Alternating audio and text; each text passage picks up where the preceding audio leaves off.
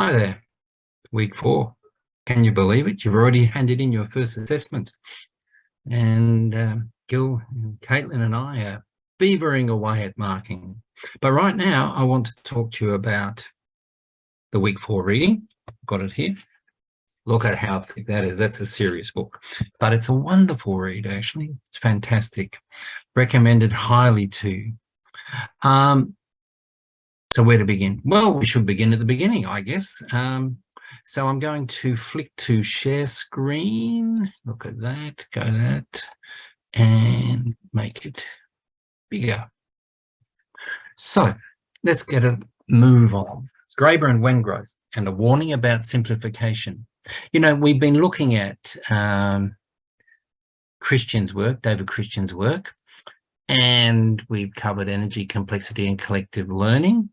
We've looked at imagined orders, and we've also looked at the kind of detail that McNeill and McNeill throw up in order to sort of tell the story. Historians are storytellers after all, and as we are bound by our trade, which means by evidence and so on, we need to be able to use historical material in a way that weaves these things together. So weaving the world and the human web, it was the theme for last week's reading. Now we've got David and Wengrove. They're a bunch of anarchists and they're throwing stones, and it's really good because we can't just accept things on face value. I find that thinking with ideas is always useful because an idea helps you do something, but don't ever be fooled by thinking that one idea, one ideology, one theory is going to fix all your problems or the world's problems, because it won't. So let's keep moving. So what can we say first? Well, we've got thinking with big history. So big history, as we know, describes the emergence of culture and therefore history from an evolutionary perspective. And we've looked at energy, complexity, and collective learning. Some aspects of the past and the present make a lot of sense, absolutely, when we see it from this angle. However, other aspects of the historical, particularly the detail of the historical, can be overlooked, which is why, you know, I keep sharing National Geographic articles with you and asking you about historical literacy and so on. So then in week 2, we met Yuval Harari, a very interesting and provocative thinker. Harari helps us understand history, culture, and even the human condition as a shared expression of our collective human mind. So it's another angle on learning. He argues that we create meaning in the world to hold us together. Otherwise, it would be just a set of experiences and data, and we would be more like an amoeba experiencing sunlight and dark, cold and warm, and that's pretty much. So his approach complements David Christian in some ways, but what's important to realize, okay, is that imagined orders are not necessary orders. They can change. We can change them if we change the way we imagine. Of course, some of what the approach in this is actually reimagining history from a much more creative and open perspective. So in this way, Harari bridges the approach of Christian with our week 4 reading, Graeber and Wengrove reading. Okay, but then we've got the McNeills and the human web. When we think about human culture, it is hard to not marvel at how we as a species spread so quickly, inverted commas, the planet. Quick, of course, is a relative word, quick in terms of geological and life timelines, which stretch out to billions of years. The McNeills argue that it was human trade and the desire for stuff, stuff that drove human history. Stuff equates to energy, of course. And the more we get, that increases levels of complexity. And the more we connect with one another through these trading pathways and the sharing of stuff, the more collective learning occurs. That's pretty cool. And right up to now, you've listened to 3 conversations. Livia Filotico talks about deep level to the local and to the planet. And there's a link there to her project, the Chimaka Education Project. Sue Hetherington, she talks a lot about the local but sense place in the world. She asks, what skills do we need to perform this role? Skills, seeing in layers, being aware of multiple connections, listening and presence and so on.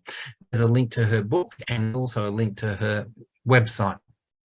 And I really like her communication strategy, which is like 4 or 5 lines a day almost that come through, just little things to get you thinking. So I recommend that to anybody who is always being poked near every day. Jose Ramos talks about my local. It's a link to his, it's a planetary, it's emerging, something planetary, but it's cosmo and local, cosmic, you know, big picture, and the local, intimate. Okay, and there are a couple of examples there of ski house and farmhouse, which are just great examples of local small things that we can get involved in, and it illustrates how people are using systems of communication, technologies, and so on, to craft different alternative futures to the dominant mainstream future that's always promoted by mainstream media, by the economics, by our education systems, and so on. Let's look at map of complexity then. You're all over this by now, but I just wanted to touch on it one more time. So all of these thinkers are seeing systems within systems, right? A system inherent whole, it's something that works on its own, can be understood as functioning on following rules of different kinds. They often work with other systems, so they collaborate to create meta systems, you might say, like the universe is the ultimate meta system. Systems in thinking involves thinking about the without borders, okay? Throw out the borders, throw out, this is history, this is geography, this is geology, this is chemistry, and so on, okay? So it's without borders. Ecology may see systems nested in one another, okay? So that's the one of the things about ecology. You've got a pond, it's within a plain, it's surrounded by forests, and there's a desert there, and there's the ocean there, and so on. Each one is nested. Systems, therefore, are relational. What happens in the Amazon is going to affect what happens in the Himalayas or Australia, in our backyard for that matter. Okay, that means that there are effects, and those effects go far beyond some local occurrence, like a little bit of deforestation in the Amazon. So a global system is growing into the awareness of this relationality. Nora Bateson, one of my favorite thinkers in this area, who talks about warm data and things like that, I'd recommend go and have a look at her. She wrote this great book which came out in 2016, Lesser Arcs of Larger Circles, Small Arcs of Larger Circles. I'm looking at the book on my shelf there. I suppose, she says, it takes time to be able to respond to an acute situation with love that stems from complexity. How do you like that? Love stemming from complexity, but that's not it. That's not all, she says. Or is it the other way around? Complexity that stems from love. Love here, of course, is not that gooey romantic stuff that Hollywood likes and that we all hope for. It's love as a sense of the deep intimacies of relationship and connection. Okay, it's the kind of love. Grab another book. This is one of the best books that I've come across in a very long time, from our USC's very own Deborah Dank. It's that one. We come with this place, and it's very much a love story about place, and it's about belonging and so on. So there's a sense that complexity can stem from love, and I just want you to think about that as a question at this stage. Let's have a look at then historical literacy. All right, so we've covered the icons of the Stone Age, we've covered mighty megaliths, we've looked at this heroic guy Gilgamesh, and this week we're off to look at the wonderful cave art of Altamira. Altamira, one of the great discoveries of the late 19th century, it just takes us into a world, a human world, where humans felt the mystery, the sacredness of the world around them, felt and understood themselves to be very much part of that world, and they captured it in the most glorious artworks. Human beings have been doing this all over the place. You just have to look around Australia. There is so much incredibly rich and deeply ancient, much older than Altamira, Indigenous Australian artwork, for instance. But it's about being aware of this. Is historical literacy. You've got to know about places like Altamira because they indicate what human beings have always been on about. And one of the things we do is we create imagined orders, such as the natural order that comes through in Indigenous Australian cave art, wall art, or in the art of Altamira or somewhere like that. But we've also been communicators. All right, keep moving. So, fresh eyes, a breath of fresh air. When I came across Graydon Wengrow's work, I was just delighted. It sort of burst into my world, you know, like a supernova. Now I'm waxing eloquent. Okay, so week 4, we look at this reading from Graydon Wengrow, and I had to just grab a section of the reading to give you a taste of it, but you'll notice that in my quotes in this lecture, I'm jumping all over the place with them. So it will sort of require you to go off if you get caught in the interest and curiosity mode and have a look at the book itself. And the book, by the way, is not that expensive if you wanted to go and buy it or order it for Christmas from your mum or dad or boyfriend or girlfriend. So in week 4, we're looking at this reading. They are suspicious of the big picture. I already indicated that or hinted at that. And they also question, I love questions, how we, the scholars, read our evidence. They bring an anarchist perspective. That's a politically, ideologically driven perspective that distrusts big stories, which privileges the intimate and the personal, the local and the unique. I'll give you a quote. Anarchy is not simply, it's quoting me, a chaos, though it is associated with that state. Rather, anarchy is the absence of controlling forces such as the government and a belief in the freedom of the individual. So it's the controlling force. It's an absence of controlling forces such as government and a belief in the freedom of the individual. Anarchy is essentially intimate but cooperative and relational. We often think of anarchy as people just running around doing whatever they like, but that's not the case. Anarchy has its own inner state of balance and equilibrium. So they go on to state on the page before our reading starts, so I'm already leaping out of the reading, we need to approach the evidence of the human past with fresh eyes, okay? And they go on, this is from even earlier, this is page 21. One of the most pernicious, that means not nice at all, aspects of standard world historical narratives, such as the one that I've been speaking perhaps, is precisely that they dry everything up. They reduce people to cardboard stereotypes. Simplify the issues which we inherently are we inherently selfish and violent or innately kind and cooperative. You know, they simplify them down to these binaries in ways that themselves undermine, possibly even destroy our sense of human possibility. That's really important. I would say that David Christian would argue that looking at collective learning, he's actually trying to find a language to understand human possibility. It's not that they're on different pages, but that they bring different lenses, different, you could say, theoretical or even stylistic approaches to thinking about the human condition and the human past, present, and our futures. All right. So what is agency? It's the ability for us to act, do, to achieve goals, even goals that are contrary to the dominant worldviews we inhabit. So you might be born into an upper middle class family. Maybe your name is Harry and you come from the House of Windsor, and suddenly you think, I actually don't want to play this game. You can make other choices, okay? Of course, you're going against the tide. There's a lot of pressure on you to conform and all the rest, but you can choose to live your life according to your own rules. That's a sense, in some respects, that's a sense of agency.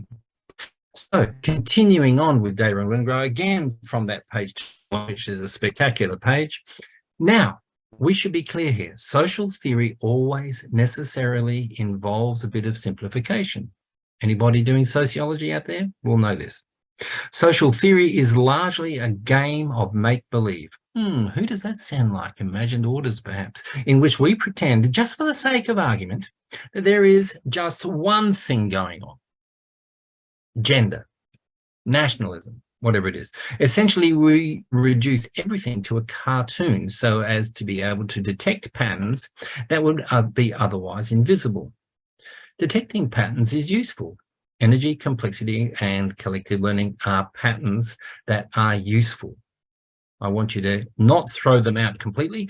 But what we're looking at, and this is one of the reasons why, of course, I talk about historical literacy all the time, is we've got to test them. We've got to go down to the lives of real people, communities and their environments, the natural world, and we've got to ask questions about energy flows, levels of complexity. What are they meaning for us? How do we collectively learn? How can we collectively unlearn certain things that are not actually supporting our global citizenship goals and our sense that we've got to rise to the challenge with climate change and world poverty, blah, blah, blah. Okay, so that's where we're at. So the problem, they conclude, comes when long after the discovery has been made, people continue to keep simplifying. Okay, at one level, this drive to simplify is a drive to remove difference. But difference from David Graeber and David Wengrow's perspective, they're both called David, the Daves, from their perspective, actually is a colonialist, imperialist, capitalistic intervention that actually has the potential to strip you and I of identity and of an ability to act. So this is one of their key concerns. I want to bring in from the side now James Scott and his fantastic book, which I suggest you have you skim the reading that I put up for this one. You don't read it all necessarily, but Scott, I've been reading James Scott's work for 25 years or more at least. Came out with some really good stuff in the 1990s. And he makes this point. Long before what many would consider proper agriculture, fields and plows and lines and fences and all the rest, Homo sapiens were deliberately rearranging the biotic world around itself with consequences both intended and unintended. I've got this picture, which is actually part of the cover, I think it's the cover, of Bill Gamage's book on the Greatest Estate, which is a book on Indigenous agricultural practices in Australia. It's a fantastic tome. It's like many of these books, they're large, but well worth a read.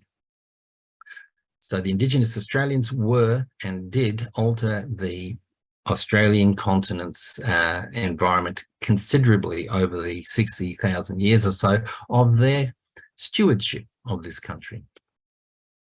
So continuing with Scott now, he points out that there's this tension around domestication, and he says this: we as a species are inclined to see ourselves as the agent in narratives of domestication. We domesticated the dog, the cow, the sheep. We domesticated wheat, okay? We domesticated wheat, rice, sheep, pigs, and goats. But if we squint at the matter from a slightly different angle, one could argue that it is we who have been domesticated. Looked at from this angle, who is doing whose bidding becomes almost a problem of metaphysics. Can a dog or can wheat domesticate us? This is an interesting question. How did it domesticate us? Well, it changed the way we behaved. We had to behave in certain ways so that wheat or dogs or cattle or goats or whatever it was, camels, horses, they all changed the way human society functioned. Different social orders occurred, different ways of telling our human stories, different myths emerged as a result, and so on. And you might be thinking, you probably are thinking, well, what the hell is metaphysics? I've never heard that before. Well, here's a little link to it and its brief definition from me. It's that branch of philosophy that studies the fundamental nature of reality. What does it all mean? Meta means big picture, right? Okay. The first principles of being, identity and change, space and time. So back to Graeber and Wengrow. So we are being challenged at the moment, particularly with climate change and all the social and ecological, environmental, economic issues that are going on the planet, to rethink things. And from Graeber and Wengrow's perspective, we need to cast off our evolutionary straitjacket. What do they mean? Well, let's have a look. People of the deep or even recent past can be caught in what they call an evolutionary straitjacket. It's their place in history defined by their mode of subsistence. So I'm working, I'm waged, and so on. And their role blindly to enact some abstract law of development. I must keep learning so that I can keep being a good human being, which we understand, but they do not. Aha. So there's an observer. There's people who are smarter than other people who can actually say, oh, that person needs this. We need to do that for that person. That person is behaving like this. We come up with categories. We come up with stories like energy, complexity, and collective learning that seem to lock us in. The appearance, I would argue, is more an appearance, an illusion, the imagined order, than it is real. But when we take reality as real, you can drop a brick in your foot and it hurts. We need to understand that we can, one, choose not to drop the brick, move our foot somewhere else, or totally retell the story. This is what we're looking at in a course like this, is how do we tell the story or read the story? So then, this brings us to sort of this climax with David, David and David, the two Daves, Graeber and Wengrow. This is, where we end off here, and it's in praise of oddball. I love oddballs. Maybe it's because I possibly am one. There is every reason to believe that skeptics and nonconformists exist in every human society. Some of you may be skeptics and nonconformists. What varies is how others react to us. Radin, for instance, was interested in the intellectual consequences, the kind of speculative systems of thought such as out-of-sync characters might create. Others have noticed that there are political implications here. It is often people who are just slightly odd who become leaders. The truly odd may become spiritual figures, but even more, they can and often do serve as a kind of reserve of potential talent and insight, ideas that come from the fringe and suddenly enter the center and become dominant, that can be called on in the event of a crisis or unprecedented turn of affairs. So let's praise oddballs. Let's see if we can find a place for oddballs in a course like this. Okay, now that brings me to something that I do that I think is slightly unexpected for many academics. Did you know I write poetry? Here we go.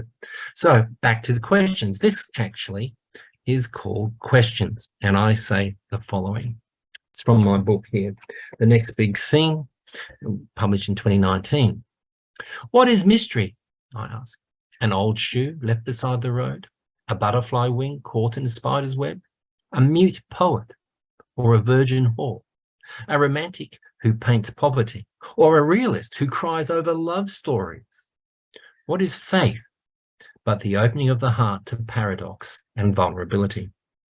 When mystery meets faith, will the world change? Or is it changed in the mere wandering of the active hand in search of an unbroken heart? I'll leave you to think about that. My final thought then is I actually go back to Nora Bateson's work and her fantastic book. What's it called again? Small Arcs of Larger Circles. Okay, evolution is in the context, she argues, in what we learn together, collective learning.